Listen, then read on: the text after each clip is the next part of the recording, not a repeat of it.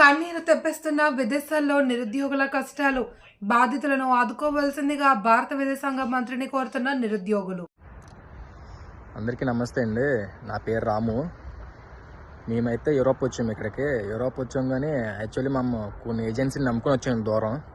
అక్కడ దగ్గర మా దగ్గర వాళ్ళు 5 lakhs తీసుకున్నారు. 5 లక్షలు అయితే మేము కట్టించి వచ్చామండి దూరం.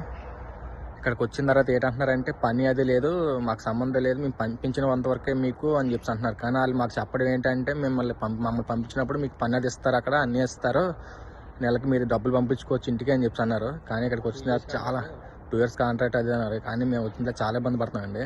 ఇక్కడ అంతా రేట్లు కూడా చాలా ఎక్కువ. చూడండి, రోడ్డు మీద వదిలేశారు మమ్మల్ని. ప్రజెంట్ అయితే వాళ్ళు చాలా రోడ్డు మీద వదిలేశారు. 3 రోజులు 4 రోజులు అవుతుంది. ఇప్పటివరకు డబ్బులు అయితే ఉన్నాయి మా దగ్గర, అలాగే తిన్నాము డబ్బులతోని.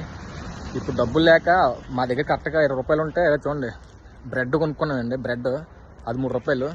ఇక వాటర్ బాటిల్ మేము తెచ్చిందే ఉంది. వాటర్ ఎక్కడొక్కడ పెట్టుకోవడం, బ్రెడ్ 2 ముక్కలు తినడం, మళ్ళీ ఎక్కువ తింటే అయిపోద్ది అని చెప్పేసి ఇలా చేస్తున్నామండి.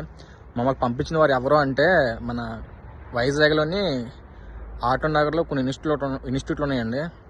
ఇందులో ఫస్ట్ అయితే విజయదుర్గ, మోహన్, అఖిల్ అండి వాళ్ళ పేర్లు, ఇద్దరు వైఫ్ అండ్ హస్బెండ్స్. తర్వాత రాంబాబు అండి, సాయి ప్లేస్మెంట్స్.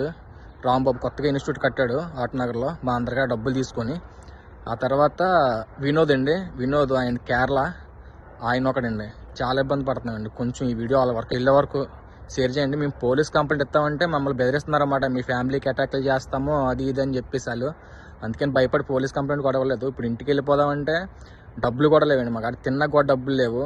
చాలా చలి. ఇక్కడ -5 -6 ఉందండి. ఏదైనా రైల్వే స్టేషన్లోకి వెళ్ళడం, ఏదైనా బస్ స్టాప్లోకి వెళ్ళి పడుకోవడం నైట్ టైం అలా చేస్తున్నాము.